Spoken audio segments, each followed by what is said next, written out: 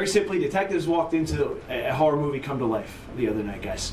This case out of Delaware County might make your stomach turn. Investigators say they found human skulls, mummified feet, and decomposing body parts at the suspect's home. I never thought I would see this in my life.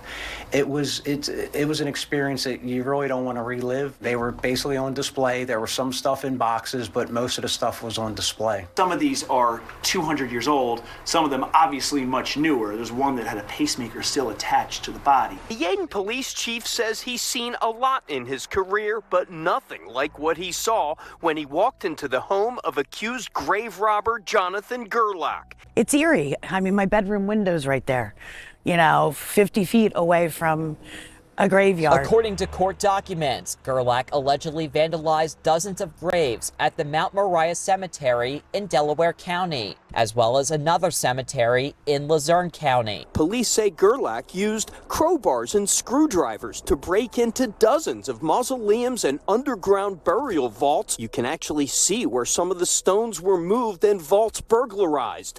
2 corpses stolen from this grave, 7 sets of remains stolen from this family plot. All of the remains were from those who died many years ago, but some as young as infants. In December, a tip came into police about a grave robber in Luzerne County. A tipster told police they recently discovered a partially decomposed corpse hanging from Gerlach's basement. They also say he disappeared for a few days and mentioned that he had been in Chicago selling a human skull. Prosecutors say it was old-fashioned police work that cracked the case. After a series of grave desecrations at Mount Moriah, Yeadon police set up a sting. On Tuesday, Gerlach was arrested at the cemetery with a burlap bag full of 30 human remains, many of them children. But when police searched Gerlach's home in Ephrata, Lancaster County, they found more than 100 human skulls, large bones, and other skeletal remains, as well as jewelry taken from graves. 8 more skeletons were found in a nearby storage locker. Those who walked through the cemetery near Cobbs Creek Park recently noticed graves being desecrated.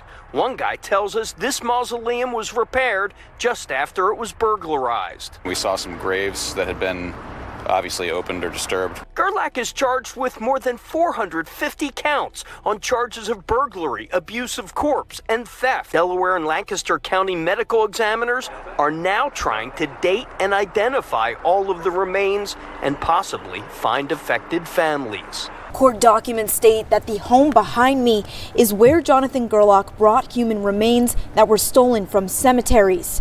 While neighbors say the house sits unoccupied tonight, the smell of dead bodies just barely lingers. I'm getting goosebumps now, actually, thinking about it. You don't expect something to be happening right outside your door like that. Neighbors on Washington Avenue say they've seen suspect Jonathan Gerlach and a woman walking a dog together around the neighborhood. Investigators also say that Gerlach was a member of a human skull and bone collecting group on Facebook and found evidence of a suspected sale he made to another member of the group.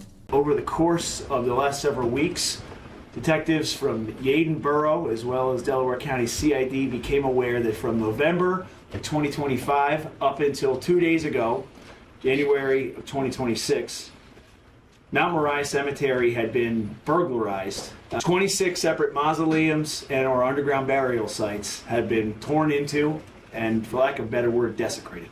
We're doing good old-fashioned police work, going through LPRs, tracking physical evidence, piecing together a suspect, cooperating with CID. We developed that suspect, we laid in wait, and we eventually watched and caught Mr. Gerlach as he desecrated yet another monument as recently as 2 days ago. He was taken into custody, search warrants were executed at his home in Ephrata, where over 100 human skeletons were recovered. And that's in part, at this point, we are still trying to figure out how many of those are complete and what exactly we are looking at. A separate storage locker was found to be in Mr. Gerlach's possession. That also was in Ephrata. We found there 8 more human remains. Very simply, detectives have recovered an awful lot of bones at this point, and we are still trying to piece together who they are, where they are from, and how many we are looking at, and it's going to be quite some time before we have a final answer. This is an unbelievable scene that no one involved, from myself to the detectives to the medical examiners that are now trying to piece together what they are looking at, quite literally. None of them have ever seen anything like this before. When I was 16 years old, a friend of mine was killed in a car accident, and I personally have visited his gravesite, as many people do when they lose a loved one. I know his parents have also visited that site. I cannot imagine what it would put them through to know that someone like this guy had dug up those remains and was doing God knows what with them. It is truly, in the most literal sense of the word, horrific. I grieve for those who are upset by this, who are going through it, who are trying to figure out if it is in fact their loved one or their child, because we found remains that we believe to be months-old infants among those that he had collected. Our hearts go out to every family that is impacted by this. Some of these are hundreds of years old. We are trying to figure out exactly what we are looking at. We quite simply at this juncture are not able to date and identify all of them.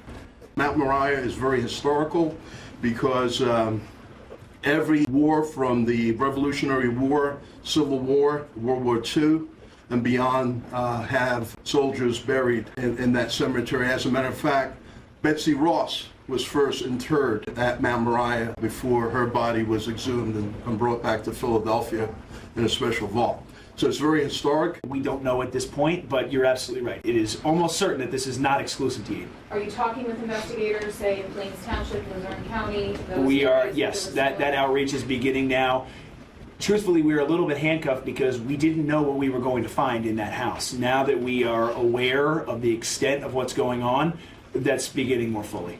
A lot remains to be determined at this point. They were in the basement predominantly, although as you can imagine with 100 remains, it was not as though they were in an isolated area. We don't know exactly what he was doing with them. Time will tell. They were in various states. Understand, some of these are 200 years old. Some of them obviously much newer. There's one that had a pacemaker still attached to the body. So clearly that's not 200 years old. We are trying to figure out exactly what went on in that home. It is still unclear, and given the enormity of what we are looking at and the sheer kind of utter lack of reasonable explanation, there were so many that they were in various states. Some of them were hanging, as it were. Some of them were pieced together. Some were just skulls on a shelf. We don't know exactly what we've got, what condition they are in. We're still figuring out, does this go with that, etc. So there was no signature thing that was taking place with each of these skeletons. It was a collection. He was doing various things with all of them. At this juncture, that appears as much organizational as anything else. It's not clear there was an MO. Was anybody else in that house? Was it just him at the house, or were there other people there who knew what was going on in his collection? Mr. Gerlach had a girlfriend, it turns out, who was at least around the home. So she could have been aware. Have you talked to her? We at this point, Mr. Gerlach is the one that is charged. I'm not going to say anything further in the investigation of that. Madam, we have now recovered jewelry. It's unclear, again, what that is connected to. We believe at least some of that was recovered with the remains. Whether that was his primary motive or not, we can't speak to at this point. We are working to figure out whether or not anything was sold. There are indications, but at this point, that's a little bit unclear. Do we know what equipment Mr. Gerlach was using to break into the graves? When he was arrested, he was recovered with a crowbar and some other pretty rudimentary items. It is not as though this was, there's no forklifts involved in this at this juncture that we can identify. It seems everything was handheld. So it again started on a hunch and someone following some intuition where they very easily could have dismissed it. Instead, they went the extra mile, did some legwork, and found out that in fact their hunch had been corroborated by a number of factors. Obviously, it went from there, but that was the initial lead. I don't know there's going to be any more arrests. Is it possible with something of this scope? Certainly. It defies any logic, so I don't want to rule anything out. At the same time, we don't have any reason to believe he was working with anyone as he was doing this at this time. No. After 30 years, no. I can say this is probably the most horrific thing that I've seen. And again, to the families, as the district attorney pointed out, we all have loved ones that passed. Like, rest in peace is rest in peace. And this is definitely something that tears at your heartstring, especially when you see as he pointed out, an infant. Having children and grandchildren, yeah, it was definitely an event. And again, thanks to the support of the district attorney's office and the unwavering support of the mayor and you know, and the detectives and the officers we have in Yadin, we're truly blessed to have a great team.